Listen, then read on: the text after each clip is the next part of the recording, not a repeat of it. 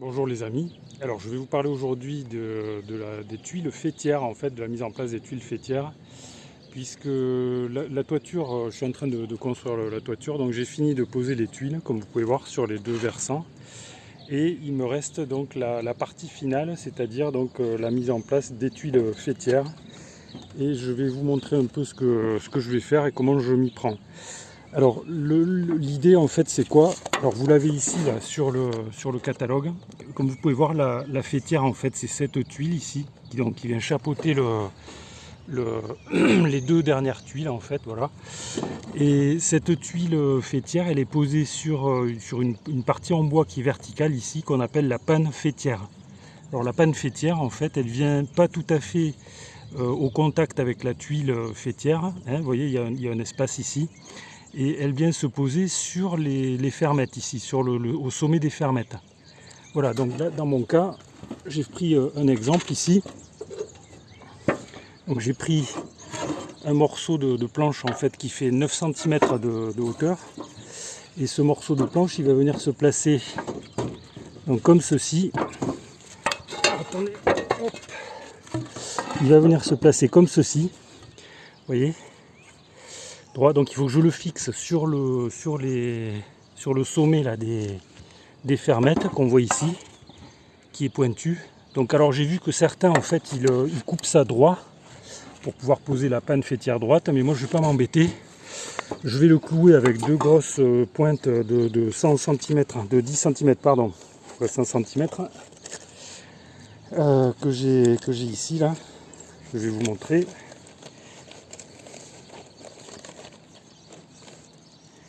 Vous voyez, donc ça c'est des pointes en fait pour la charpente qui sont vraiment très grosses en fait. Et je vais les clouer comme ça, de biais, une d'un côté, une de l'autre, et ça bougera pas. Voilà. Donc après, alors le but en fait de ça là, donc c'est de fixer les tuiles faîtières, donc qui sont des demi-rondes, comme vous pouvez voir. On va les fixer à partir de ces deux trous là. Vous voyez, il y en a un là dans mon cas, hein, parce que ça dépend de votre toiture en fait, de ce que vous avez comme tuiles. Elles peuvent aussi se fixer avec des crochets. Et alors pour les fixer en fait on utilise des vis spéciales pour le faîtage qui sont dans mon cas des vis qui sont longues en fait, qui font 12 cm, vous voyez, de longueur. On les met là dedans, on les visse et vous voyez qu'il y a une rondelle en fait ici en caoutchouc là pour l'étanchéité. Voilà, donc on visse ça dans le bois, dans la panne faîtière. Voilà. Alors un détail ah oui, je voulais dire par rapport aux tuiles ici, en fait elles sont pré-percées. Bon là celle-ci je l'ai percée, vous voyez, mais celle-ci ne l'est pas. Donc en fait c'est facile à percer. En fait il y a un petit peu, il suffit de taper légèrement avec un clou. On tape légèrement, je ne sais pas si je vais pouvoir vous le montrer là. Avec une seule main c'est pas possible. Donc on tape comme ceci, légèrement. Et ça fait sauter en fait le petit morceau qui se trouve ici là, qui bloque en fait, et voilà. Donc après on n'a plus qu'à visser ces grosses vis de faîtage, voilà. Vous voyez, qui sont couleur noire. Éventuellement je vais peut-être rajouter même un petit peu de mastic ici autour pour assurer un petit peu plus l'étanchéité. Mais normalement, en principe, avec ça, avec cette rondelle, vous voyez, en caoutchouc là, on n'a pas de problème d'étanchéité. Et je voulais rajouter également que, à propos d'étanchéité, que ici, vous voyez que ici, donc on va avoir nos faîtières vissées sur le bois, mais il y a également, avant de faire ça, il faut visser le closoir, il faut mettre en place le closoir de faîtage, qui est une partie en fait qui est destinée justement à assurer l'étanchéité. C'est une partie qui est un mélange d'aluminium et de plastique, je ne sais pas exactement de quoi c'est fait. Alors le closoir de faîtage en fait il vient se poser ici, il va faire la jonction entre les deux pans du toit et sur la panne faîtière. Et ce closoir de faîtage donc il assure une parfaite étanchéité du sommet du toit, quoi. Voilà.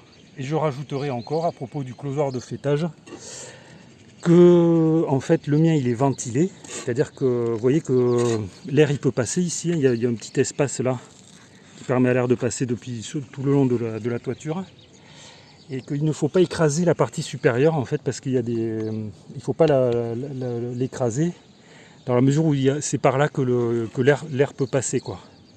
Voilà, donc quand on le pose il ne faut pas être trop brutal, après ça se colle, il y a des plastiques qu'on défait de chaque côté tout le long là, et puis voilà. Voilà les amis, alors dernière chose quand même encore, par rapport à la pose des tuiles fêtières, vous voyez qu'il y a un embout qui est rond là, et l'autre qui est plat.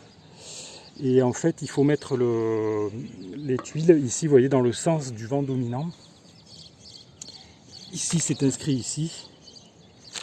C'est-à-dire que moi j'ai les vents dominants qui arrivent de là-haut. Et par conséquent, il faut que cette partie soit de ce côté, quoi, et pas l'inverse. Et après pour finir le tout, eh bien, une fois qu'on a posé toutes les tuiles fêtières, on va poser les frontons de chaque côté. Donc en voilà un, vous voyez. Donc là c'est pareil, ils sont pas percés, mais ils sont pré-percés en fait. C'est prévu pour être percé facilement, vous voyez. Il suffit avec un clou de taper ici doucement. Ça fait sauter la partie ici qui est obturée. Et voilà, après on peut visser. C'est pareil, on peut utiliser soit ça, soit des vis plus courtes en fait. Des vis des plus courtes, voilà. Donc, dernière chose quand même, la première tuile évidemment ça va tomber juste.